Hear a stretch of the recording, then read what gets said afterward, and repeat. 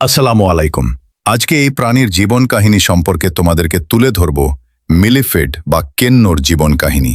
প্রকৃতির এক বিস্ময়কর ক্ষুদে স্থপতি এই কেন্ন বা মিলিফিড। এদের শরীরে রয়েছে অসংখ্য ছোট ছোট পা, যা দেখে মনে হয় যেন প্রকৃতি তার কারখানায় নিখুঁত প্রকৌশল ব্যবহার করেছে। যদিও এদের শতপদী বলা হয়, তবে আসলে এদের কোনো প্রজাতিতেই ঠিক 100টি পা থাকে না। এদের দেহের খণ্ডভেদে পায়ের সংখ্যা ভিন্ন ভিন্ন হয়। জীবনধারা ও বসতি। কেন্ন সাধারণত স্যাঁতসেঁতে এবং অন্ধকার স্থানে থাকতে পছন্দ করে। পচনশীল জৈব পদার্থ, ভেজা মাটি বা ঝরা পাতার স্তূপ এদের প্রধান আবাসস্থল। এরা মাটির নিচে গর্ত খুঁড়ে থাকতে ভালোবাসে এবং পরিবেশের আর্দ্রতা বজায় রাখতে সাহায্য করে। আত্মরক্ষার জন্য এদের এক অনন্য কৌশল রয়েছে। বিপদের সময় এরা কুণ্ডলী পাকিয়ে গোল হয়ে যায় এবং প্রয়োজনে শরীর থেকে এক ধরনের দুর্গন্ধযুক্ত বা অস্বস্তিকর তরল নিঃসরণ করে, যা শত্রুকে দূরে রাখে। খাদ্যাভ্যাস ও প্রকৃতিতে অবদান। কেন্ন প্রকৃতির এক অপরিহার্য পরিচ্ছন্নতা কর্মী।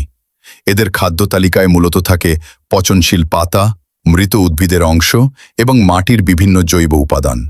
এরা বনের বা বাগানের পচা পাতা ও আবর্জনা খেয়ে হজম করে এবং মলত্যাগের মাধ্যমে মাটির উর্বরতা বৃদ্ধিতে সাহায্য করে। মজার বিষয় হল, এরা জীবিত গাছের ক্ষতি করে না বললেই চলে, বরং উদ্ভিদের মরা অংশ খেয়ে মাটিকে সার সমৃদ্ধ করে তোলে। প্রকৃতির এই ক্ষুদ্র প্রাণীরা মাটির স্বাস্থ্য ঠিক রাখতে এক নীরব ও বিপ্লব ঘটিয়ে চলেছে। তারা নীরব, ধীরস্থির এবং আমাদের বাস্তুসংস্থানের অবিচ্ছেদ্য অংশ।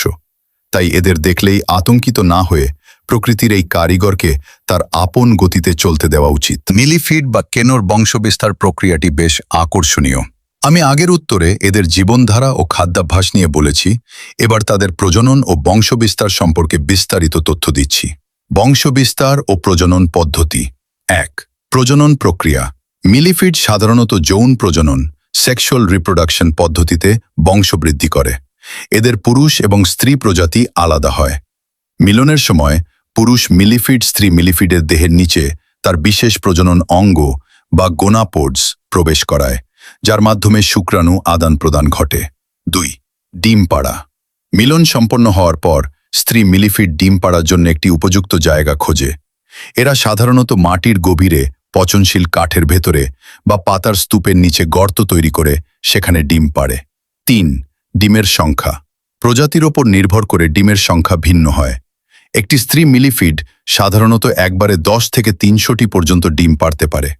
তারা সাধারণত ডিমগুলোকে একটি গুচ্ছ বা স্তূপ আকারে পাড়ে এবং অনেক সময় মা মিলিফিড ডিমগুলোকে সুরক্ষা দেওয়ার জন্য নিজের শরীর দিয়ে ঢেকে রাখে বা লালা দিয়ে একটি সুরক্ষা কবচ তৈরি করে।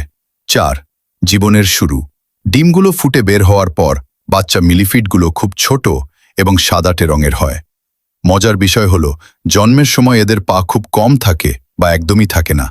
এরা যত বড় হয় এবং তাদের শরীরের খণ্ড সেগমেন্ট বাড়তে থাকে, তত নতুন নতুন পা গজাতে থাকে।